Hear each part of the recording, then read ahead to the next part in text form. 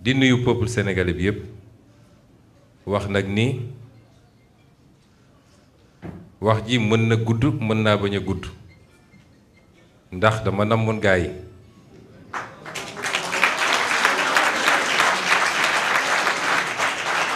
waaye dinañu fexe ba tënk ko ndax jamono yi ñu toll li ëpp ci wax mooy waxu suñu candidat le président Diomaye Faye.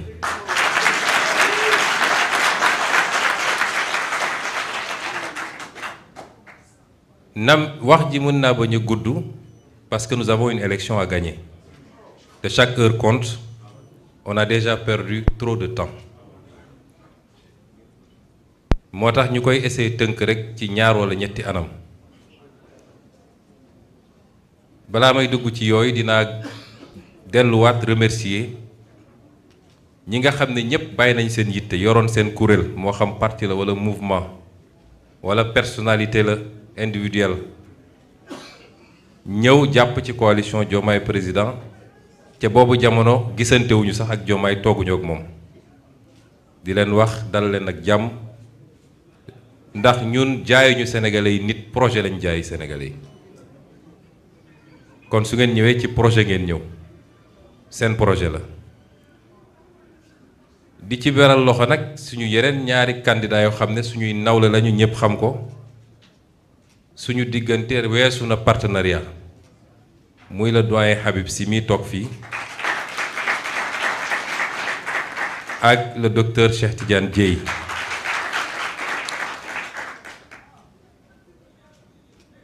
anam yi ma bëgg a aborder mooy li jiitu élection bi lu bari xew na fi damay wax ni su amoon kenn rek ko waroon contester mooy man mii Ousmane Sonko ndax conseil constitutionnel li mu def ñépp xam nañ ni tegul ci yoon conseil constitutionnel nee na sur la base de la commune renommée moom dégg na ñu ne condamnation am na transmettre ñu ko condamnation mais moom moo dem def ay investigation nee na pour dem tirer des conséquences ci loo xam ne loi mayu ko parce que loi li mu wax mooy bu dee nit sax am na condamnation boo xam ne juge bi prononcé wul la déchéance civique pour nga génne ko il faut nga appliquer l'article L41 du code électoral mooy procédure bi ñu defoon te mu yóbbu ñu Ziguinchor andi ñu Dakar pour mun ko radier te loolu respecté wuñ ko te conseil constitutionnel li mu def da koo def sur commande li ci nekk yépp xam nañ ko donc su amoon kenn ku war a contester man lay doon waaye defuma ko parce que li ñuy teeloon mooy nañu fexe ba projet bi placer ay candidats te projet bi am na ko moo tax ma profité ci woo Sénégal yépp ñu ànd ak tey ak dal ndax bu dee conseil constitutionnel dafa jël ñaar walla ñetti décision ci fan yi ñépp tëb ne conseil constitutionnel te ci gannaaw ga ñu xam ni am na leneen ak leneen lu ci laxasu yenn saay ëllëg bu defee leneen ci résultat élection yi mënuñu dellu si ne conseil constitutionnel nañ ci ànd ak tey ak dal d'autant que nag am na ay rumeur yu amaguñ ci ay preuve buñ ko amoon moom man bokk naa ci yu njëkk a ñëw taxaw ne lii mënul dem waaye dégg ngeen ay rumeuru corruption la ñu ci dégg gum ci ay début de preuve matul preuve moo tax ma ne nañu dal su conseil constitutionnel defee yoon dafa def liggéeyam jarul jaajëf waaye comme tàmmaloon nañu def safaan wa tamit nañu moytu di gaawantu di jiital émotion li ñu war a demander tey conseil constitutionnel te di ko demander président Macky Sall ndax il peut encore rendre service à ce pays ndax ki mu defoon candidat am te bëggatu ko ñépp xam nañ ni ay pexem weesu na foo ko mën a natt koo xam ne nekkagoo président de la république waaye fexe nga ba wiiri ba gasal président kamb ba tey état bi yépp tegu sa loxo te lépp ay mallette rekk ko moo ko lal xam ngeen ni kooku ku xeeb ay pexem ñun ñi ko xam de nekkoon ak moom xeebuñu ko kon nañu gën a takk suñu ndigg te xam ni élection bi bu jaaree yoon gëw ma ni mun nañu def moins de 60% incha allah.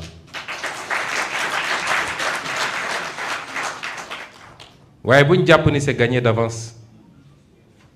moo tax nañu gën a fagaru na ndaw ñi dem jëli seen carte électeur topp ci caravane yi di daw baax na waaye munition bi mooy carte électeur de na ñëpp jëli seen carte électeur ndaw ñeeg mag ñi la ñu yàgg a def te mu jig ñu mooy dem voter massivement mais sécuriser le vote également te loolu ndaw ñi rekk ko mën voter ba pare toog aux alentours des bureaux de vote yendu fa ba ngoon ku ñëw bëgg a def naka sa noonu ngeen digaale kook moom ba ñu dépouiller ba signer PV yi ba envoyé quartier général ñëpp am seeni PV loolu nañ ko daan defee nañ ko def nu ko ëppee ren parce que élection yi enjeu bi bokkul ak benn enjeu waaye it ñu continuer am exigence ci ñi nga xam ne ñoo war a organiser élection bi moo tax may wax président Macky Sall que bu ñu génnee ci élection bi it affaire bi jaxasoo demam du yomb il faut mu xam ko moom xam na ay pexe ex-candidat am waaye su dee bëgg na rendre un dernier service à ce pays pour deminam tane na fexe ba élection yi doon élection yu mucc ayib leer nañ ki gañe ñu ne kii la ñëpp ànd félicité ko ñu xam ni lii la yàlla tudd kon dama wax ni loolu parenthèse la woon li jiitu élection yi su amee ku waroon contester man mii la mais yàlla may nañu président Diomaye jàll may ñu président Habib Sy jàll may ñu président Cheikh Tidiane Dièye jàll kon sama jëmm amatul solo lu dul ñëw jàpp ci liggéey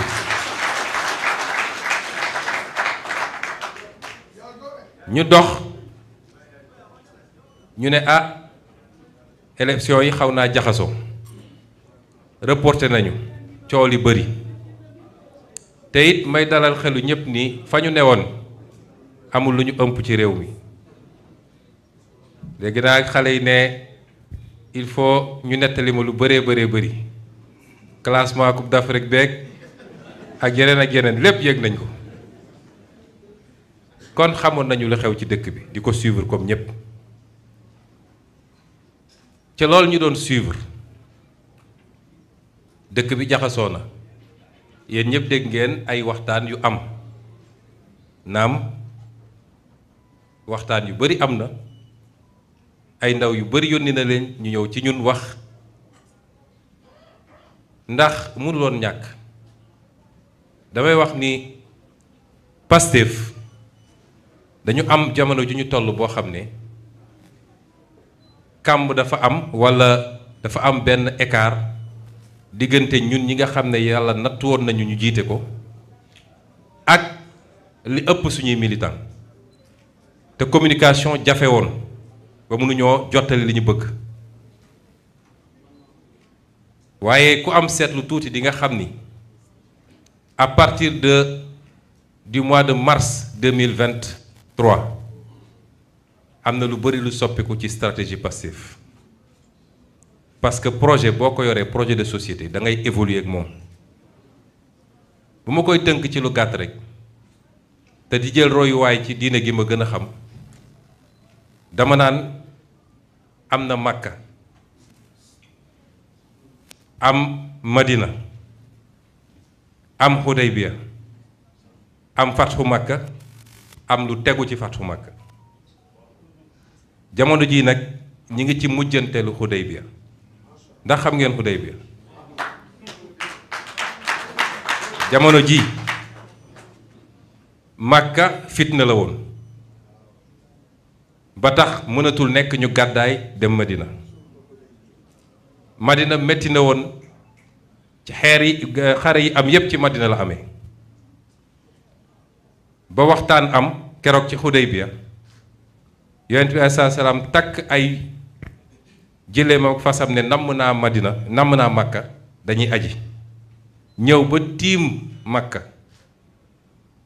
ba di gis les premiers bâtiments ci benn gox gu ñuy wax Hudaybiya yéefar yi takk arme ne leen su ngeen duggee ñu faagaagal leen mu nangu signé pacte boo xam ne moo ko jural 10 ans d'accalmie mu defaru ci defar ci armeem defar ci société am ba keroog bi mu jubloo ci Makka mi ngi woon ci jiite armée bu mat 10 000 personnes te guerre amul fi mu ne nii nag guerre du am bu soobee yàlla ndax élection bii du doon guerre mu des nag élection bii di fatu Makka bu soobee yàlla buñ ci paree muy nu ñuy gérer ñaar yooyu ñu dese étape yooyu lañ toll léeg-léeg nga dégg ñu ne dinañu fayu dinañ dóore dinañu lii déedéet il n'y aura pas de vengeance il y aura de la justice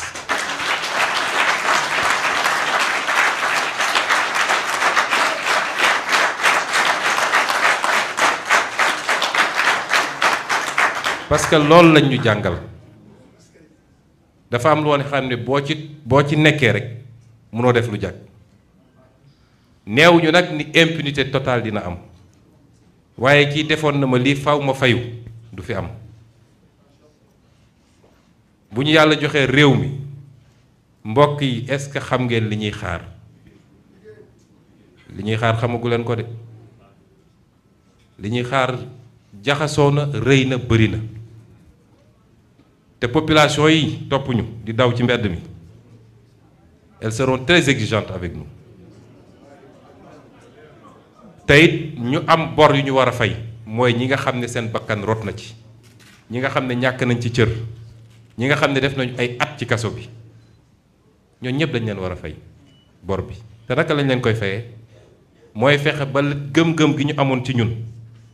buñ ci mus a teggi suñu tànk lu toll ni tarafataay kon waxtaan am na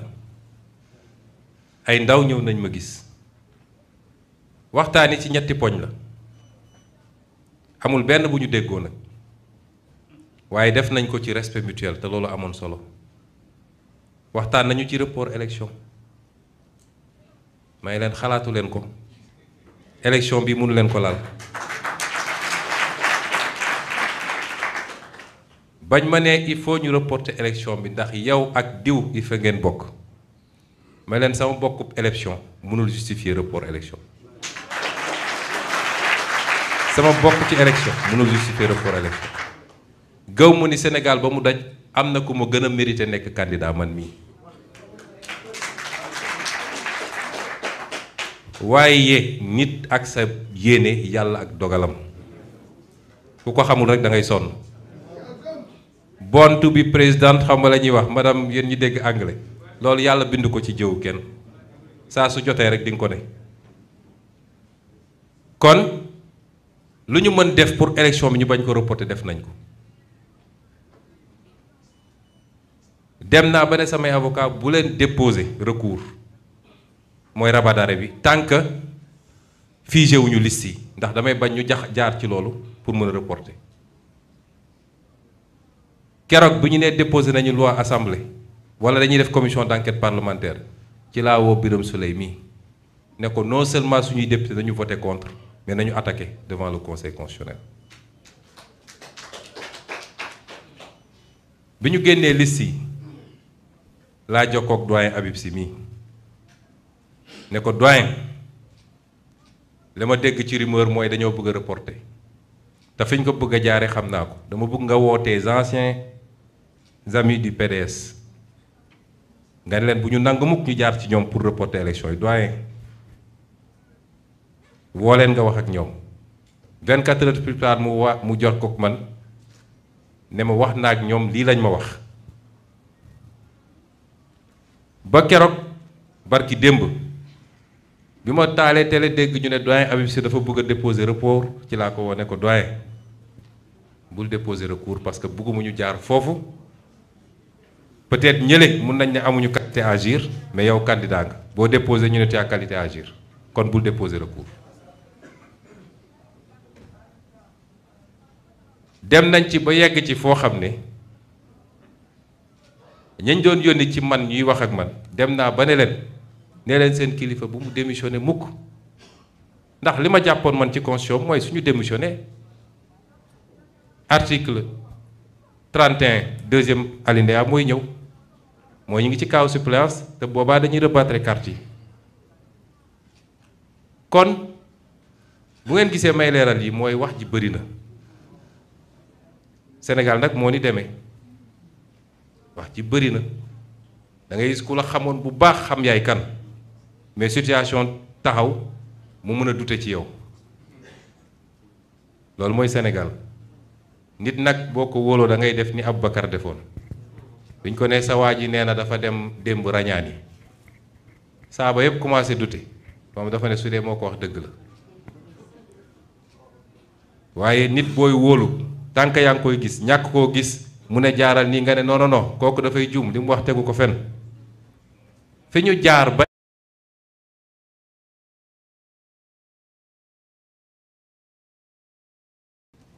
mooy Pastef dañ koo songu pendant longtemps mu nekkoon ci position défensive ba ñun gisuñu woon lu dul xeex ak défendre bu ñu continué woon ci fànn googu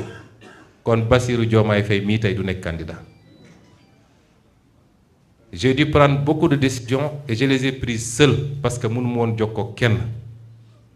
bu ma ci jumoon ci benn rek projet bi tey jeex na may sant yàlla c'était pas évident dañuy sant yàlla te jumuñu ci benn defe na kon toll nañu foo xam ne il faut ñuy gis les deux faces de la pièce toll nañoon foo xam ne ñenn ñi élection rek la ñu gisoon élection ma leen waaw dinañ dem élection bu soobee yàlla waaye dañ ñoo songu métital ñu nanguñu lu bari ci ñun lu mu mën a def ba delloosi li ñu moomoon rek dinaa ko def tey delloosi wuñu suñu parti politique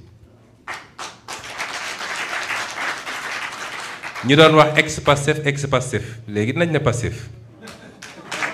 dellu si na wala dellu si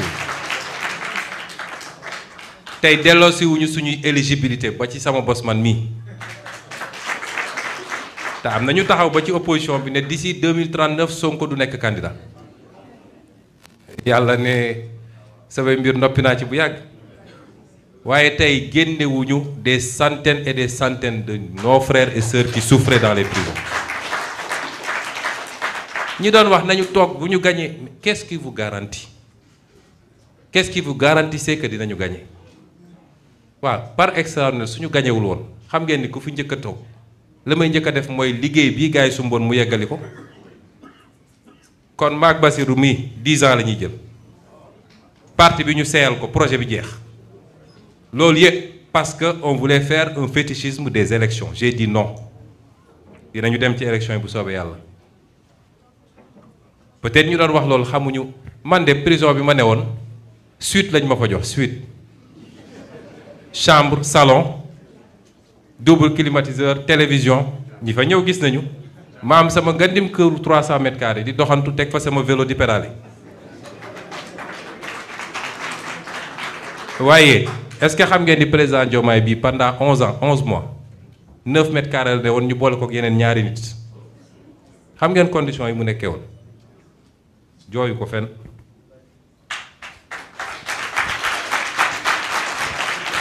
mais est-ce que xam ngeen ni li ëpp ci suñuy xale yi ñi ngi woon ci condition yoo xam ne kenn kuñ fi tegoon ci condition yi boo matul du génn ci prison bi suñu responsabilité en tant que autorité morale mooy suñu amoon prox ndoll génne ñooñu te yàqul dara ci li ñuy liggéey dinañ ko def moo tax nit boo àndeek moom léeg-léeg da nga koy wóolu doylu ko buy def xamoo teyal ba xam rek loi d'amnistie bi coow bu ne dégg nañ ko ci muy deuxième poñ boo xam ne discuter nañ ci dañu ñëw wax ma loi d'amnistie may leen soxlawuma loi d'amnistie su leen doyee vous abandonnez les charges parce que xam ngeen ni taxawul ñu def non-lieu nit ñi ñibbi seen kër ah ñu ne dee rek ñoom loi d'amnistie la ñu bëgg mais suñu defee loi d'amnistie ça nous profite waaye instruction bi ma jox suñuy député mooy bu ñu àndee loi d'amnistie bi interpeller leen ministre de la justice bu dee léeg-léeg li bokk na ci voté non bu dee léeg-léeg li bokk ci voté oui keroog bi ngeen dajee ci suba balaa ngeen di tig Birame Souleye message boobu la délivré suñuy député pourtant dégg naa ci lu nekk ñëw nañu réponse bi leerul voté nañu non teewul loi ba jàll na moo ñu àndi fii ñu nekk nii tey jàkkaarloog sénégalais di wax ak yéen kon dafa am loo xam ne dox na ci stratégie te ñu bëri xamuñu ko te merew ma ci kenn ndax fa ñu bàyyi woon parti bi ba ñuy jàpp peut-être ñoom foofu la ñu toll ba léegi fekk ci gis-gis ak yeneen ava évolué na ñetteel bi ñu wax mooy dialogue loolu suñu position mu ci s'est changé dañu ne woon kenn du teg pistolet suñu bopp di ñu dialogue loo booba jamono pistolet la woon jamono jii nag bazooka la waaw naka la ñuy demee dialogue parce que ñun ku ñu xam ci politique bi ñu commencé ba léegi constance nga ñu xamee gisuñu lu fees suñu bët moo tax nag bu ma leeralee yooyu yépp di wax ni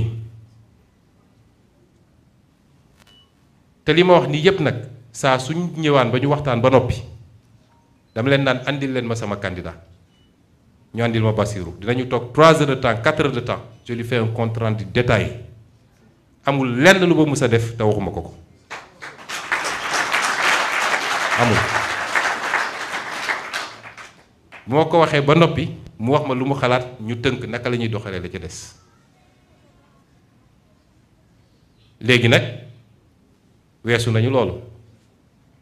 dañuy dellu sant yàlla ndax yàlla deseluñu dara de ëllëg bu ñu bindee suñu mémoire lu bari dinañ ko xam ndax xajul fii mbir mi moo raw film ko boy xajul fii de waaye dinañ ci yegsi ñu war a dëgmal nag lu am solo muy élection bi mbokk yi élection bi dañ koy gagné incha allah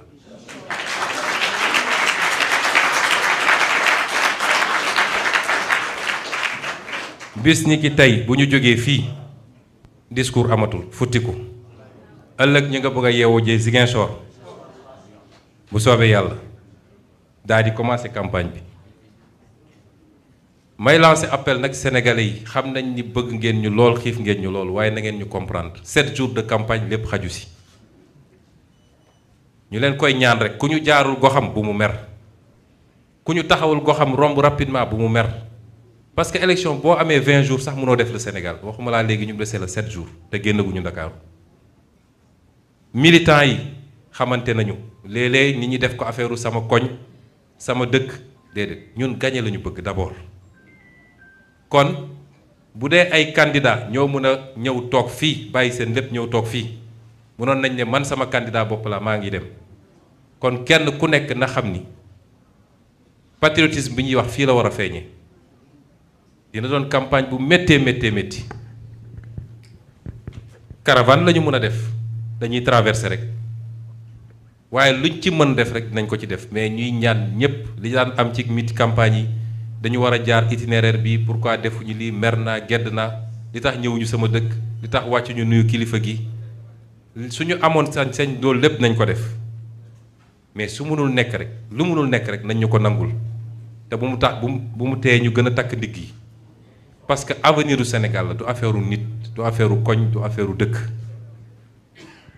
ñaareel bi mooy dama bëgg nit ñi bu ñu waxati sax lu jëm ci Macky Sall on se trompe de combat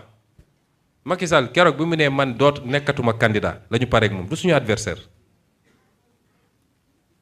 waaye am na lu gën a garaaw fuuf mooy candidat wu Macky Sall Amadou Ba bu yàlla ñàkkee bëgg Sénégal dëgg rek na ko jox Amadou Ba wallaahi yéen xamu leen Amadou Ba Sénégalais yi question bi ñu waroon posé wu rek mooy simple fonctionnaire nu mu mënee yor alal gi yépp loolu rek jar na bañ a woteel kooku maag moom ak kii ñoo bokk liggéey wax dëgg yàlla ñun amuñu dara wala am nañ tuuti waaw fan la milliardu Amadou Ba yi jóge est-ce que Sénégal dañuy poser question boobu kon loolu rek doy na ñu ne kii mal warul lu mën a nekk président réew mi vous savez man bëgguma ñu dugg ci débat de personne dégg naa ñi naan dëkk sàngam la jógee ak du sénégalais déedéet sénégalais la fii la juddoo jàngee fi am nationalité def fi toute sa classe du sénégalais la gënuma koo nekk sénégalais te it ñëpp jóge ci dëkk yooyu gis nga Sénégal dëkku teranga la ñun ay panafricain lañu ay sénégalais ngi dund feneen ñeneen a ngi dund fii ku ñëw jaar fi mu war a jaar am kayitam sénégalais la ñun ñëpp bu ñu stigmatiser kenn bu ñu stigmatiser kenn loolu baaxul suñuy natt nañu wax kii est-ce que ay loxoom set na est-ce que bëgg na réew mi est-ce que am na compétence yi leen nag première question bi tontu naa ci ba noppi ñaareel mooy bis bu ñu ko joxee réew mi dénk nañu réew mi waa bitim réew xam nga ci samay série vidéo yi ma defoon am na yenn ñaar yu waroon génn waaye jaratu ko benn bi ci moom laa ko defoon ñi ko gis nañ ko benn bi ci moom laa ko defoon spécialement mu ngi wër nag di wax yor làmmiñam di wax nee na ñun lay attaqué bukki nag bu yabee waxambaana Amadou Ba mënuñoo yab de ndax dañoo bokk di liggéey yàgg naa jël lu mu warul jël ma ne ko tegal ci suuf xam na ko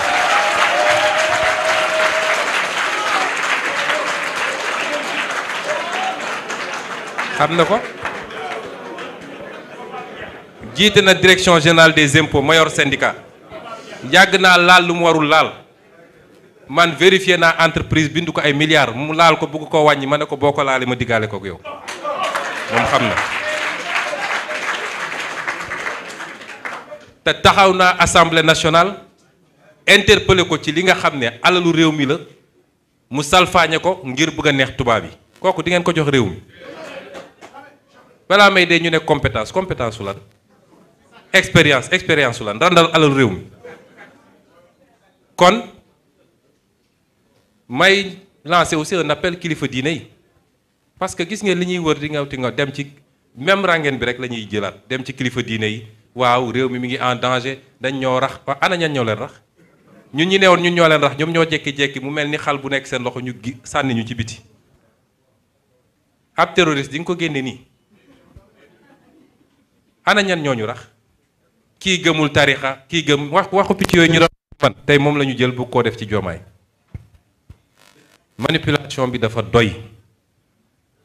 ku am sa programme wax ko sénégalais boo amul programme demal nga toogi yooyu ñuy wax ay waxu tappale la bi may nekk fële li ma gën a métti ci communiqué bi nga xam ne ñaari présidents yi génne woon nañ ko du le fait que ñu wax nañu def li nañu def li mais le fait que ñu dugal leen ci débat boobu naan y a des gens qui manipulent les jeunes sénégalais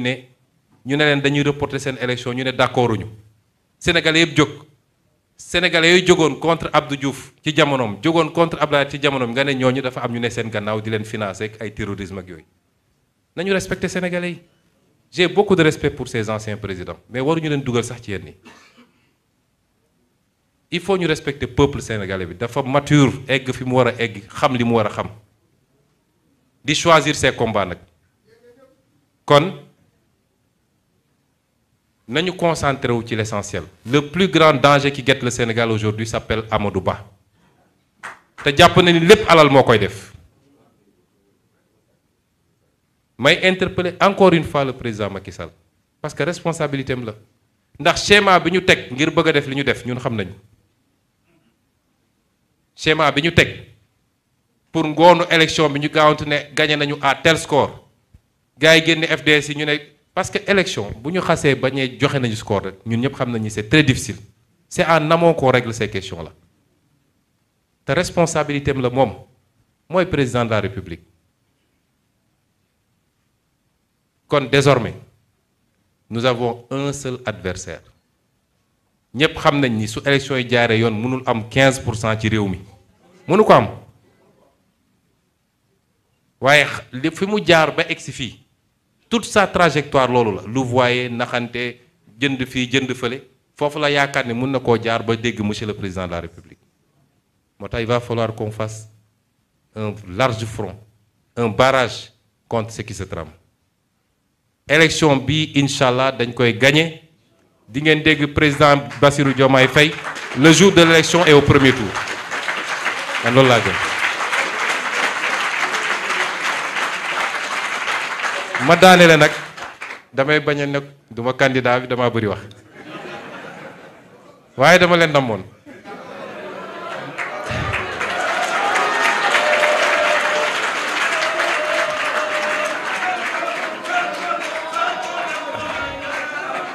maa leen rawoon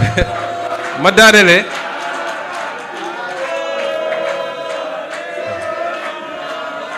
waaw merci beaucoup ma daanelee fi ma war a daanele ndax version français bi sax duma ko def damay bàyyi président wax fi may daanelee mooy ci candidat bi xam ngeen affaire politique dafa doy waar ñun ñëpp ay nit lañ kese léeg-léeg kenn ku ne ci ñun dina am ay seytaaneem muy sa xalaat muy ay nit yu ñëw di wax ay être humain la ñun dong nag di nga nekk situation yoo xam ne way est-ce que wóor na ma joxe lii nguur kenn du ko dénkaane nangam li ñi di ñëw di wax ko defee soo wetee ne auzu billahi mina sheytaani rajim parce que bu ko may rek nga gis sa bopp li ma def man munoon na tombe ci Birame Souleye Diop mi wala ci Abbas Fall mi wala ci Maymouna Dieye wala ci Cheikh Tidiane Dieye wala ci keneen ak keneen doyen Habib Sy mii dafa ñëw seet si ma la seule fois bu mu jot a ñëw ma seedeel ko ni c'est un homme de mission à son âge c'est un homme de mission waaw parce que dafa ma seeti ñu waxtaan ma ne ko bu dee yàlla natt nañu amuñu candidat Pastef mën na doon nga doon candidat bi mais ce sera pour ceci et ceci et cela mu ne ma bu soobee yàlla noonu laa koy defee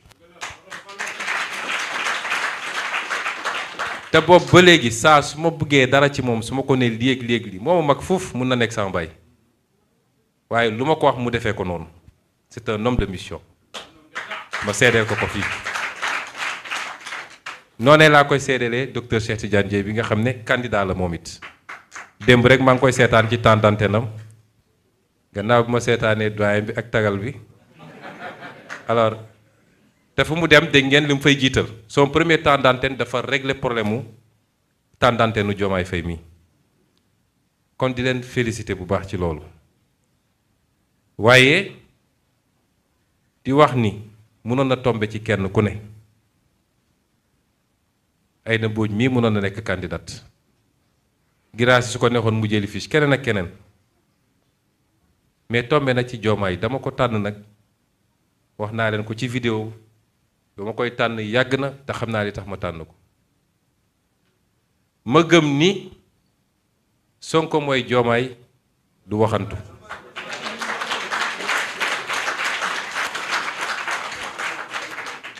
du waxantu waaye Diomaye mooy Sonko it du waxantu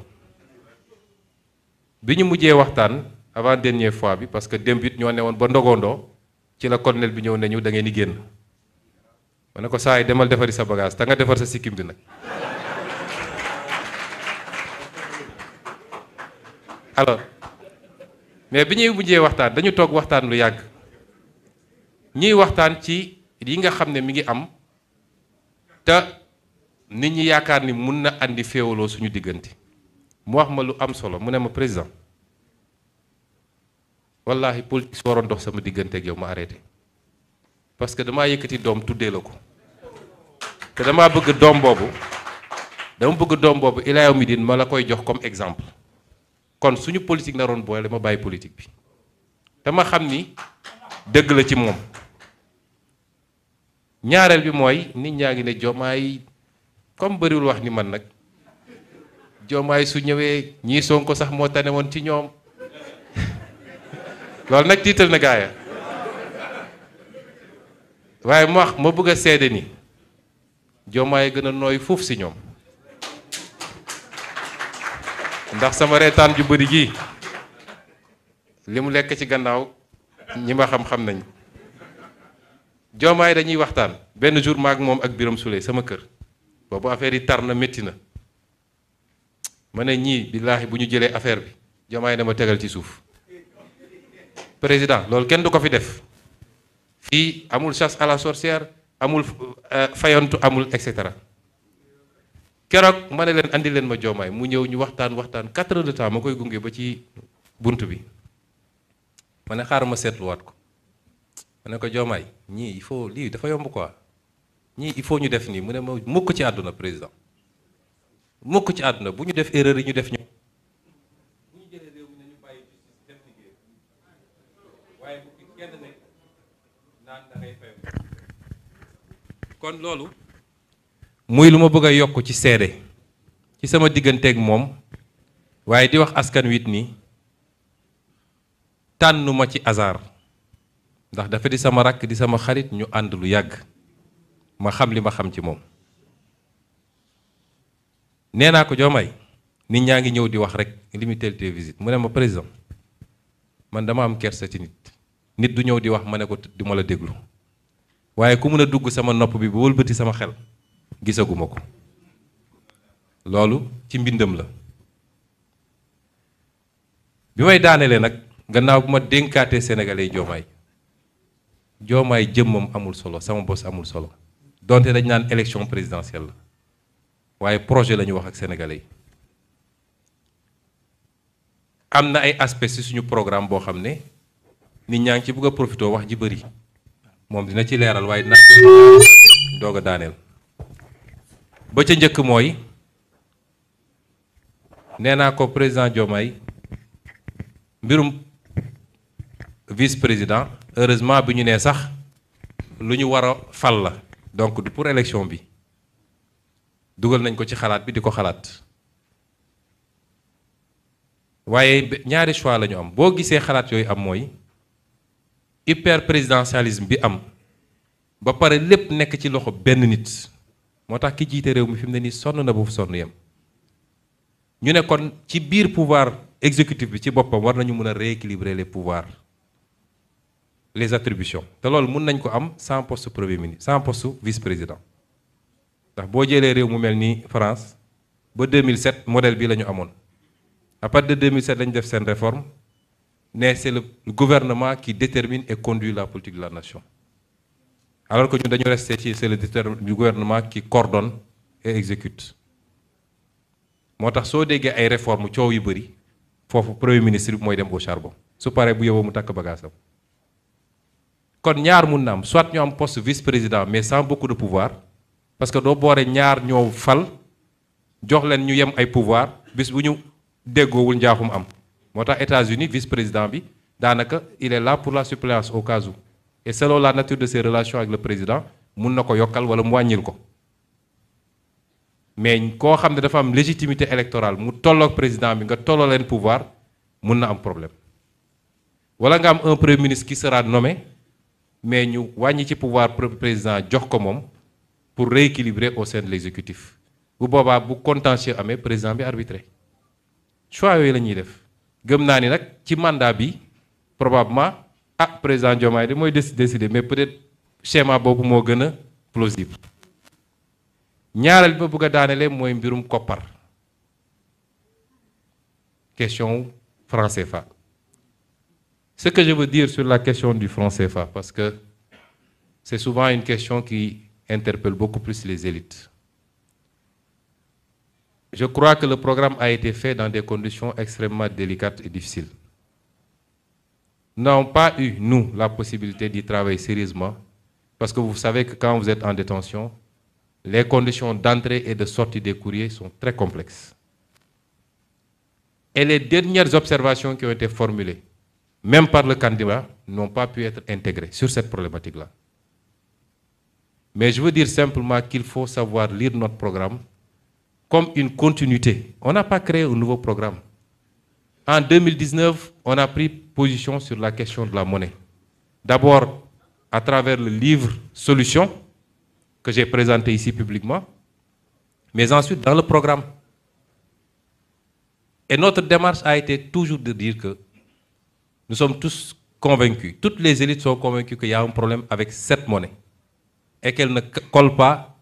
à nos impératifs de développement. Et qu'il faut qu'on assume nos responsabilités pour aller vers autre chose. Je ne vais pas entrer dans les détails techniques. Nous avons toujours dit dans la démarche prudentielle que nous le ferons dans le cadre d'abord des ensembles sous-régionaux. Et si on ne parvient pas à faire bouger les lignes, nous prendrons nos responsabilités parce que 90% des pays du monde ont leur propre monnaie et parviennent à s'en sortir. En tout cas, la plupart s'en sortent. Et c'est cela qu'il faut comprendre comme aspect du programme. Aujourd'hui, nous avons une monnaie dans le cadre de l'UEMOA. Ça semble aller dans une certaine direction, mais ça va très lentement.